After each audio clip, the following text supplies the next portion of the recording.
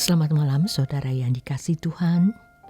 Senang bisa berada di tengah-tengah ruang Anda dalam renungan malam dari Pendeta Dr. Erastus Sabdono bersama saya Yohana Ibrahim dengan tema Kegentaran yang Patut. Pengalaman seseorang di ujung maut adalah pengalaman yang tidak bisa dibayangkan atau tidak mudah dibayangkan. Orang harus benar-benar ada dalam situasi itu, baru bisa mengerti kritis dan krisisnya keadaan ketika ada di ujung maut. Saya pernah mengalami itu ketika saya tenggelam ditarik ombak di Laut Selatan. Perasaan ngeri di ujung maut ketika saya masuk ke dalam laut dan saya sudah tidak memiliki daya atau kekuatan untuk berenang lagi. Sementara kaki saya diikat oleh alat selancar yang juga tertarik oleh ombak. Perasaan krisis dan kritis seperti ini tidak bisa dibagikan kepada orang lain. Puji Tuhan, Ia masih memberi kesempatan saya untuk hidup. Ada orang yang memperhatikan saya ketika mulai berenang di atas selancar menuju laut luas yang makin dalam atau makin ke tengah. Dan ketika saya hilang dari pemandangan, orang itu berteriak dan menunjukkan bahwa saya hilang. Dan anak laut atau istilah orang yang bekerja di sekitar laut beramai-ramai berenang menolong saya. Situasi krisis dan kritis itu membuka pengertian kita terhadap realitas betapa dahsyatnya kematian itu.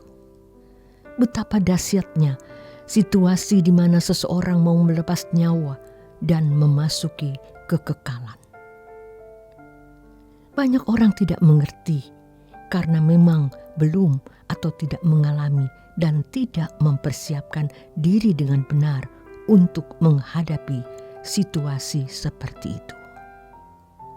Padahal situasi itu pasti kita alami cepat atau lambat. Apalagi di situasi wabah COVID ini, di mana kita bisa terpapar COVID setiap saat tanpa kita ketahui, terutama orang-orang tua dan yang memiliki kelemahan fisik atau penyakit menahun. Kita pasti akan menghadapi situasi itu. Dan yang mengerikan adalah situasi di hadapan tahta pengadilan Allah.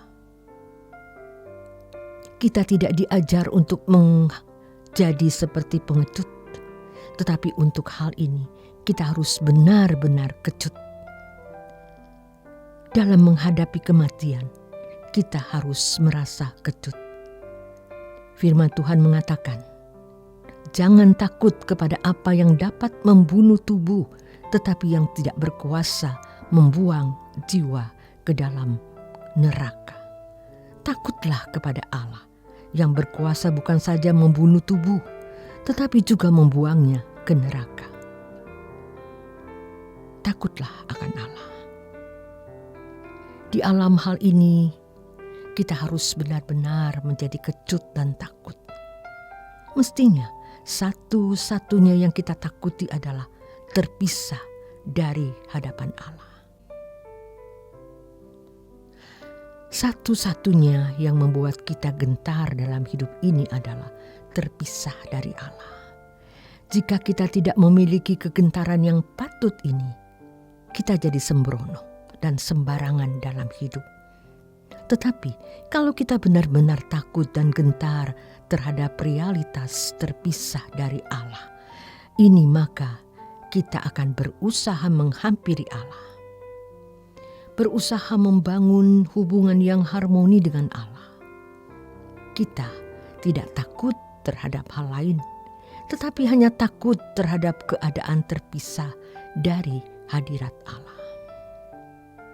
Kita berurusan dengan Allah bukan karena kita mau disembuhkan dari sakit, bukan karena kita mencari jalan keluar dari masalah ini dan itu, melainkan hanya karena satu hal, supaya kita tidak terpisah dari Dia. Bisa saja kita membawa persoalan-persoalan kita karena Allah adalah Bapa kita.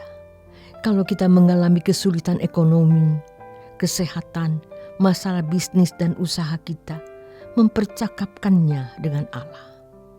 Tetapi kalau kita berurusan dengan Allah, intinya bukan pada penyelesaian masalah itu sendiri, melainkan bagaimana persoalan-persoalan hidup kita tidak mengganggu pertumbuhan rohani kita untuk bisa memiliki hubungan atau relasi yang ideal dan harmoni dengan Allah. Membangun relasi yang ideal dengan Allah juga bukan sesuatu yang mudah, sebab kita harus memiliki karakter Yesus. Hanya kalau seseorang memiliki karakter Yesus, maka baru dapat memiliki persekutuan yang benar dengan Allah.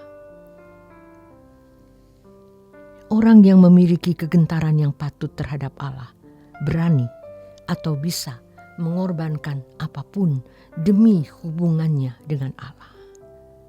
Ia tidak akan menyakiti, melukai hati Allah.